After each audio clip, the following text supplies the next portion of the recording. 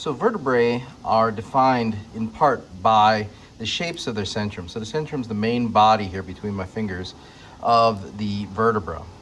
And they may have either a cavity on one side, the other side, both sides, or no sides, or they can be complex. So this is a typical fish vertebrae, and it's what's called amphicoelous. So amphicoelous, just like amphibian, means two. And if we look at it, it's concave on either side. So that's a bony fish version of it.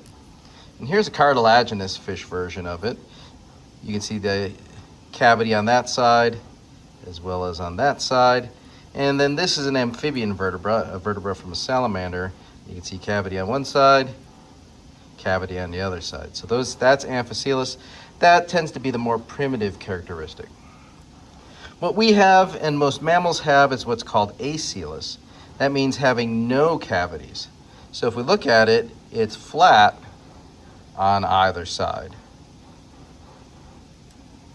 Now there are two ways that you can have one cavity. You can have the cavity in the front, or you can have the cavity in the back. This is an alligator. And the way you find front is you look at these processes. So those are called the pre-zygapophyses, and that's called the post-zygapophysis. The pre-zygapophysis, the articulating surfaces are going dorsally, and the post-zygapophyses are going ventrally. So the pre-zygapophyses are on the front.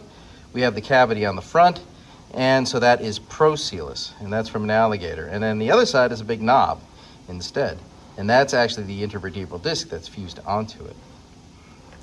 This is from a lizard or a snake, and they're a lot harder to tell apart because they have extra processes on them.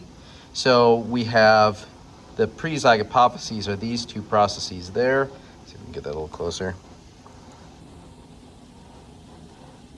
Those two processes, and then above them are things called zygosphines or zygantra. I forget which one's on which side because I don't ask you that, but you see that the cavity's on the front and the knob's on the back. Now you can also have the cavity in the back side, and so that's called epistacoelous. And this is what we see in ungulate necks, so things like horses and cows and deer. This is a cow here. And so what we have here is the pre-zygapophyses here. So that tells us what's front.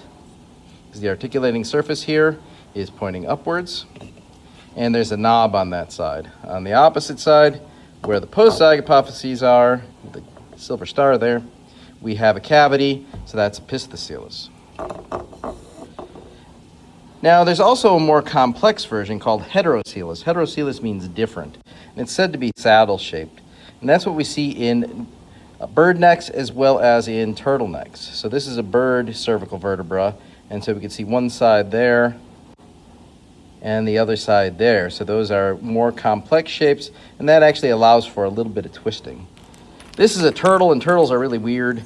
They're kind of a mix of different things, but if we find a good one here, we can see how we have that kind of cavity, kind of banana-shaped cavity there, and then this other weird sort of process on the other side. So the typical heterocoelous is what we think of in birds, but there is something going on in turtles as well that's similar to that.